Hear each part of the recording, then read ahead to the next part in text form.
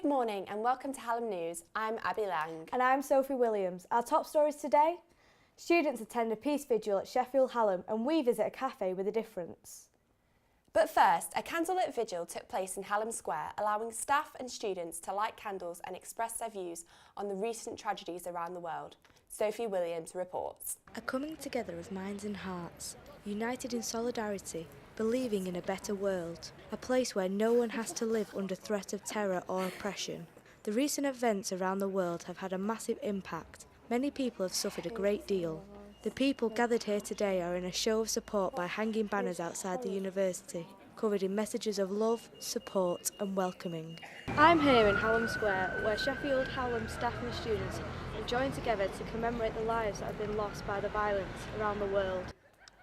I spoke to Hassan, the educational officer at Sheffield Hallam who organised this event.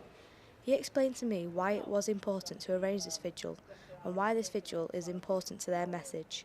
Basically, the idea that as an institution, as a university, we are a global institution, a global university with people from all over the world, and therefore share that solidarity as a students' union to say that actually what hurts one of us hurts all of us, and therefore we're going to show our respect and show that actually we believe in a better world, and I suppose that's what we did today. A minute's silence was held to remember all those who have been affected and reflect on the current devastation in the world.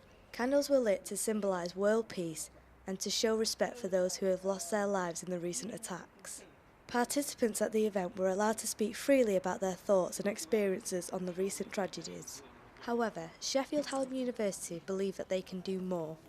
They will continue to play a role to help those affected and to stand together to fight for world peace.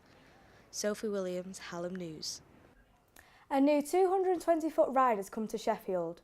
The Starflyer Carousel is the largest in the UK and is situated at the top of Fargate.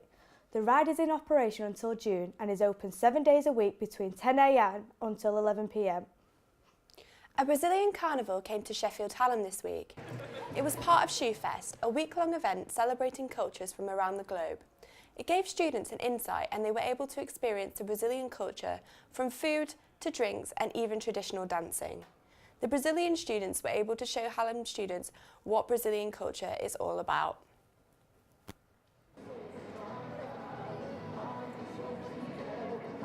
I believe celebrating Brazilian culture is about celebrating diversity, because in Brazil we have different kind of people and we all celebrate together as a unit.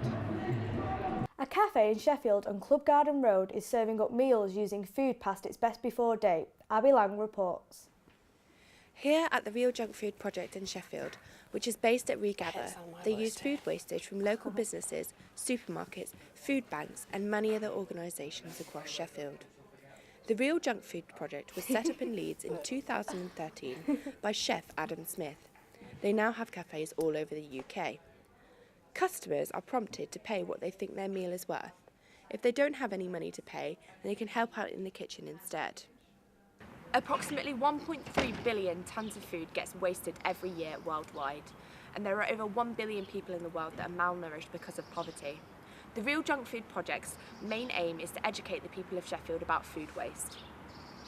Here in the kitchen, they serve up some delicious meals. The menu is different every day and it depends what food they are given that day. Yeah, we get quite a variety of stuff in, and then we have to kind of decide what we're going to do with it, kind of cook it into a different meal every day. So the menu changes every day in the cafe, and we're all volunteers here cooking it up every day. So. The Real Junk Food Project has somewhat of a unique business plan. Our main goal is to feed the world. Sounds a bit crazy, but feed the world and reduce food waste. So we've got a 10-year plan to put ourselves out of business. We're on year 3 now and it's going quite well, because what we want to do is lobby for real change in the way that food is produced, the way that it's date labelled, that kind of thing. Every Saturday, the Real Junk Food Project has a pay-as-you-feel shop where they sell the surplus stock they don't use. The cafe has a range of different customers every day. It is a real treasure for the city of Sheffield. Abbie Lang, Hallam News. Social media usage has grown in the last few years, with the average user being connected for 3.6 hours per day. We spoke to Sheffield Hallam University students to find out more. How much time do you spend on your phone? A day, probably about 4 hours maybe, a lot of time. Quite a lot. I'd probably say like 2 or 3 hours a day. I check it quite a lot, like I'm always checking like Snapchat, Instagram, Facebook, things like that. Too much. A day, 4 hours, 5 hours? I check it every 5 minutes. I probably do spend too much time on my phone, but I think I could go 24 hours without it. That's all for today from Hallam News Today. Goodbye.